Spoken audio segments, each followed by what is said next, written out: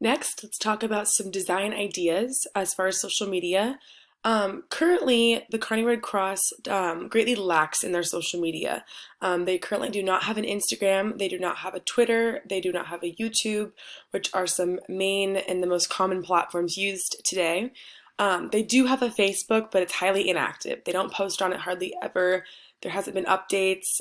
As you can see in the photos, in the top right corner, that is currently their profile picture, the picture of Minnie Mouse. Although it's cute, it definitely needs to be updated to a more professional and a more current photo, preferably just a simple Red Cross photo would be much better and much more effective.